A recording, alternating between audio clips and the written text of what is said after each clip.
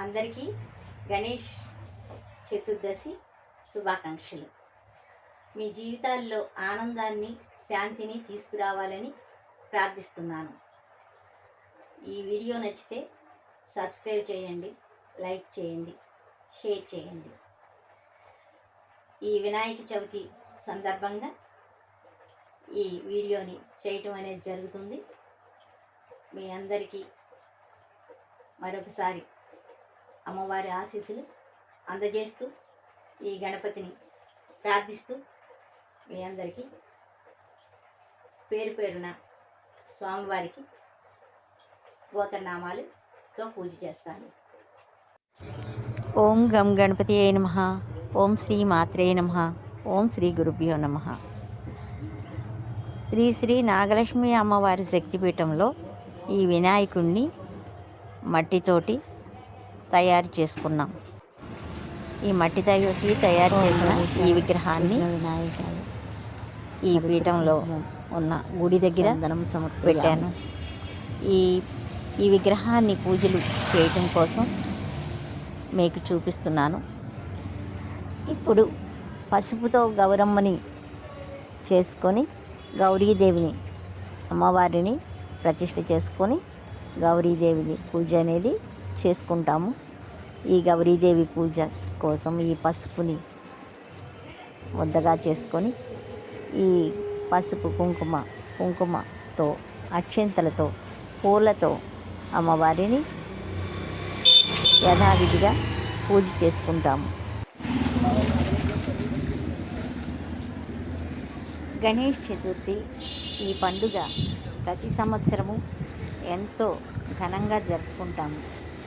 ఈ పండుగ తొలి పండుగగా ప్రతి ఒక్కరూ ఈ పండుగను చేసుకుంటారు అనుకూలంగా ఉండాలని. గణేష్ చతుర్థి అనేది హిందూ ధర్మం ప్రకారం గణపతి వినాయకుడు అంటేనే మనం అందరికీ ప్రియమైన దేవుడు.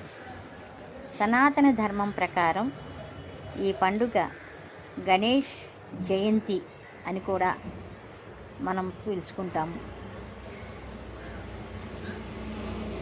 ఈరోజు ఆయన జన్మించిన రోజున మనం ఆయనకు పూజలు చేస్తాము. వినాయకుడికి కుడుములు, ఉండ్రాళ్ళు మొదలైనవన్నీ పదార్థాలు పెట్టి పూజ అనేది చేసుకుంటాము. 21 పత్రాలతో వినాయకుడికి ఈ పూజ అనేది ప్రత్యేకంగా జరుపుకునే పూజ. ఈ పండుగను 3 రోజులు లేదా 10 రోజులు జరుపుకుంటాము. పండుగ ముందు గణేష్ విగ్రహాన్ని తయారు చేసి దాన్ని ఇంట్లో ఏర్పాటు చేస్తాము. పండుగలో మనం ఎన్నో రకాల నైవేద్యాలు చేస్తాము. వాటిలో ముఖ్యమైనవి లడ్డు మరియు జిలేబీ. ఇవి గణేషునికి అత్యంత ఇష్టమైన నైవేద్యాలు. ఈ పండుగ సందర్భంగా పెద్ద పెద్ద గణేష్ విగ్రహాలను రహదారుల్లో, వీధుల్లో ఎన్నో ప్రతి చోట ఈ ఊరేగింపులతోటి వీధి ఊరేగింపు అని పిలుస్తాము. గణేషుని అవతారాలన్నీ ప్రజలకు చూపించేందుకు ఈ ప్రతి వీధికి ఈ వినాయకుడిని పెట్టుకుంటారు. ఈ పండుగ ముగిసిన తర్వాత గణేష్ విగ్రహాన్ని నిమజ్జనం చేసి విసర్జన జరుపుతారు. ఇది దైవానికి మరలా తిరిగి వెళ్ళటం కోసం ఈ సందర్భంగా సంబంధించినది. ఈ పండుగతో మన కుటుంబాలు, సమాజం అందరూ కలిసి సంతోషంగా, ఆనందంగా పంచుకునే సమయం ఇది. విఘ్నాలను తీర్చే దేవుడు వినాయకుడు.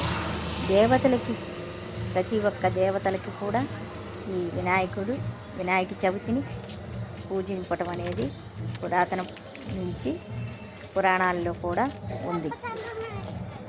దీన్ని తొలి పండుగగా భావించి మొట్టమొదటి పండుగగా వినాయక చవితిని ప్రతి ఒక్కరూ పూజింపబడతాడు.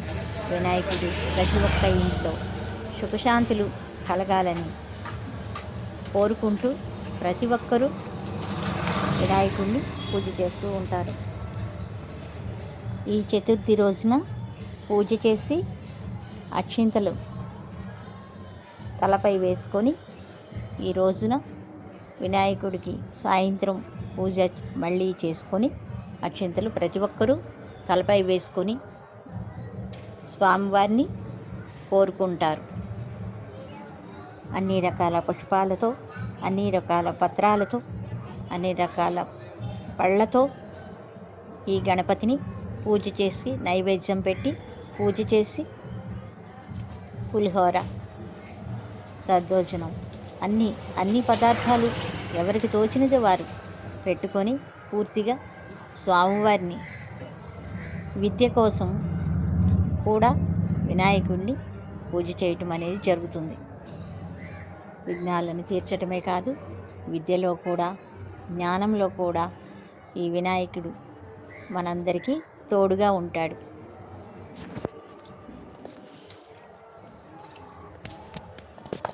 స్వామివారికి ఉండ్రాళ్ళు, కుడుములు నైవేద్యంగా సమర్పించి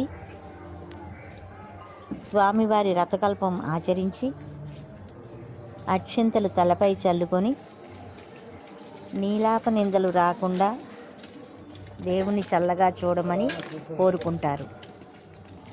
సాయంత్ర సమయంలో స్వామివారిని పూజ చేసుకొని తలపై అక్షింతలు వేసుకొని